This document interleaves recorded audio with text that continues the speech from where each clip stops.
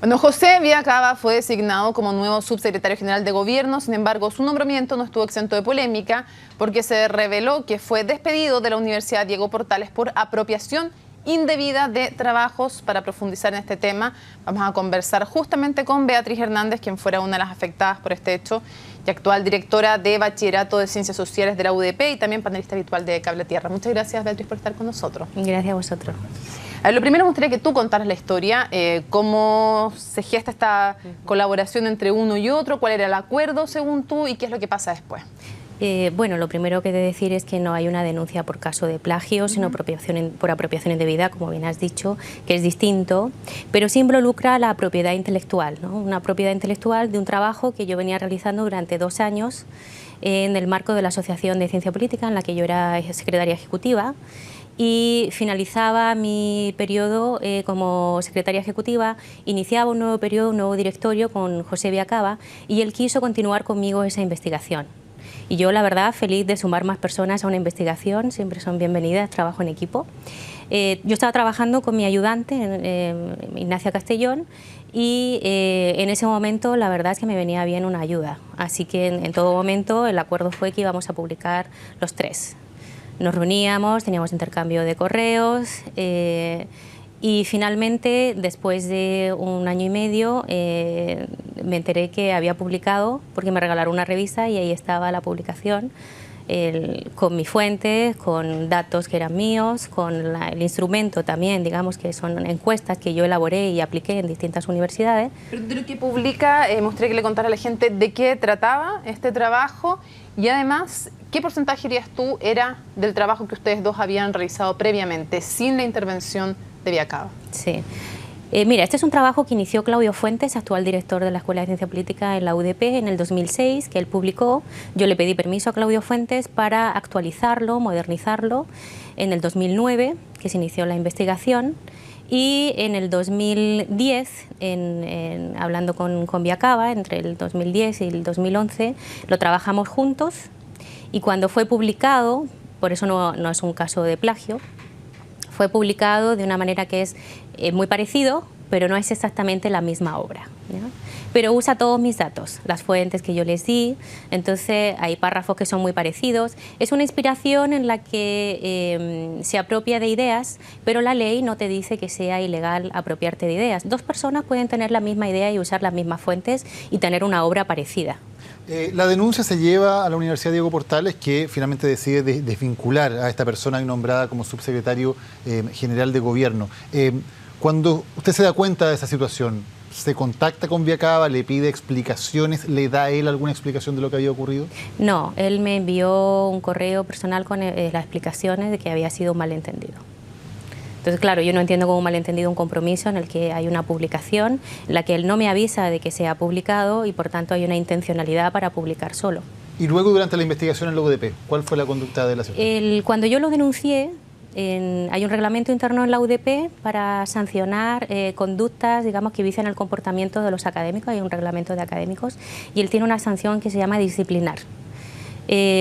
Para muchos tipos de sanciones. En este caso es la sanción por apropiación indebida de un trabajo, un texto, algún documento que tenga la propiedad intelectual de un académico y se lo apropia a otro, ¿no? Se formó un comité de ética, el Consejo de Facultad formó un comité de ética, ustedes han visto la resolución, son 3 miembros los que conformaron ese comité de ética. Se buscó un comité de ética que fuera imparcial, que no fuera de la Escuela de Ciencia Política ni tampoco de Sociología, porque trabajamos más en conjunto. Por lo tanto, fue la Escuela de Historia. Son 2 académicas de reconocido prestigio y de la jerarquía más alta que hay en la universidad, que son profesoras titulares junto con el decano. Por unanimidad decidieron desvincularlo una vez que se presentaron los hechos. Yo contraté abogados de propiedad intelectual, un despacho de reconocido prestigio también, de Silva y compañía, y presentamos los cargos, él presentó su descargo, presentamos evidencia, testigos, y finalmente por unanimidad se decidió que de la evidencia era un hecho consumado, que había habido una apropiación. ¿En algún momento él le ha pedido disculpas? ¿Y cómo ha sido la actitud de él? ¿Cómo ha sido este proceso de denuncia? Él nunca lo ha reconocido, no ha pedido disculpas, para él fue un malentendido. Yo sé, porque él lo ha comentado en el mundo académico, que para la versión de él y en sus descargos es que yo le había entregado toda esa información para que lo publicara él, cosa que él no pudo probar. en ningún momento y que no es cierta. Entonces, en ese momento, digamos que no tiene cómo corroborar esos hechos, ¿no? El hecho probatorio, el que yo presenté, fueron intercambios de correos. Yo probé que durante mucho tiempo habíamos trabajado juntos y que había un compromiso. ¿Le parece que él, después de esta sanción de la Universidad Diego Portales, está inhabilitado o no para asumir un cargo como subsecretario general de Gobierno? El mundo académico y el político son distintos. Si bien en ambos hay principios de ética, yo no estoy capacitada para responder esa pregunta porque conozco muy bien el reglamento de mi universidad y los estándares éticos de mi universidad, pero los estándares éticos de la política pueden ser distintos y también del gobierno, incluso digamos el reglamento interno del gobierno, yo lo desconozco también. ¿Vio los principios éticos, José Viacaba? ¿De la universidad? Sí. Sí. ¿Y cuál fue su reacción hoy al enterarse de que se le había nombrado en un cargo tan importante como la Subsecretaría General de Gobierno? Yo, la verdad, para mí es un hecho pasado. Si no se hubiera filtrado a la noticia, considero que él debe de rehacer su vida como profesional que es. Siempre fue muy profesional y muy correcto en la vida académica, hasta que dejó de serlo en ese momento, por lo menos que me afectó a mí, ¿no? El hecho de que haya publicado solo y que además no me haya avisado, para mí eso es una falta ética. Ahora, lo que vaya a hacer el gobierno no lo sé ni lo voy a juzgar tampoco. El proceso de decidirse a denunciarlo fue complicado y se lo pregunto directamente porque es alguien que había desempeñado otros cargos de gobierno, entonces quiero saber si hubo presiones en ese sentido o no. Mira, es muy complicado denunciar, ya sea estudiantes o académicos, muchísimo más, porque siempre va a generar más controversia, ¿no? Se tiene que abrir una investigación, es un proceso largo, realmente es el hecho probatorio lo que cuenta, es un proceso que duró meses, desde el momento que yo me enteré en septiembre hasta enero, que fue desvinculado de la universidad.